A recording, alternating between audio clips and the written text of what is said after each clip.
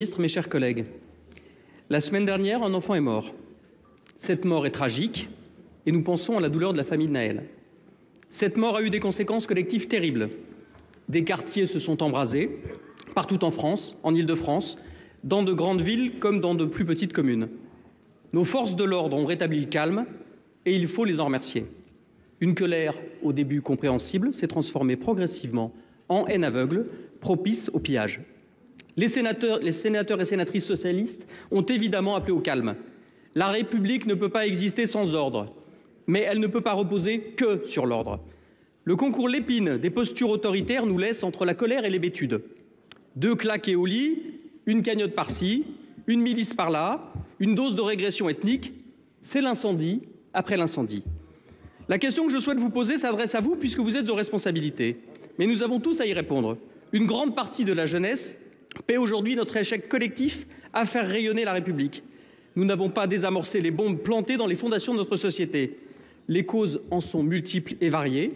Certains refusent qu'on s'y penche, mais si nous ne nous posons pas les bonnes questions, nous ne trouverons pas les justes réponses. Les questions qui sont posées sont légion, la politique de la ville, les discriminations, le rôle des maires, difficile en première ligne. Je veux pour ma part vous interroger sur ce qui a mis le feu aux poudres, les relations entre police et population.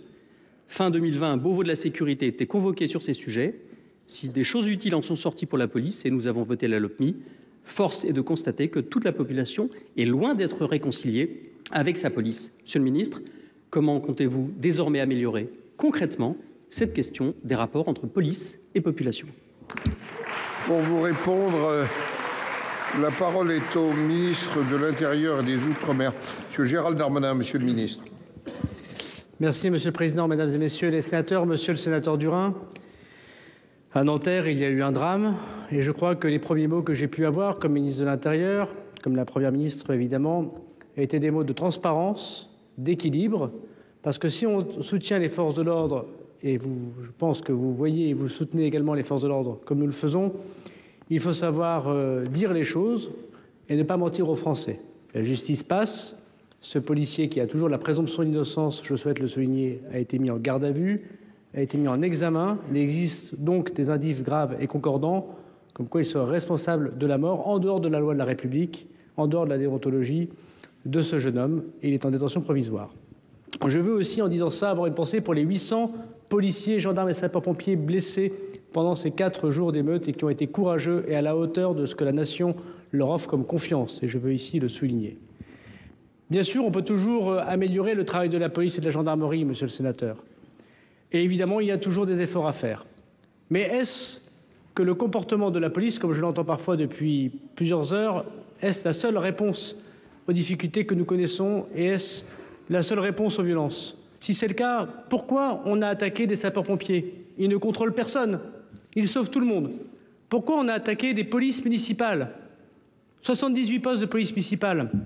Les polices municipales ne sont pas sur la même consigne que pour la police ou pour la gendarmerie nationale. Pourquoi on attaque des élus? Est-ce que ces élus ont tutoyé ces délinquants? Ont-ils été particulièrement discriminants? Pourquoi ont-ils attaqué des médiathèques, des écoles? Pourquoi ont-ils pillé des commerces? Ne trouvons pas des excuses toujours dans le comportement de la police. Si elle doit se réformer, elle doit aussi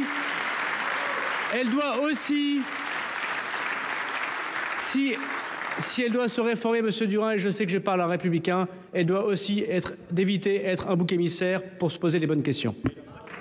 Merci. Monsieur Durin, vous avez quelques secondes. Vous n'avez pas répondu à ma question, je vous la reposerai en édition tout à l'heure.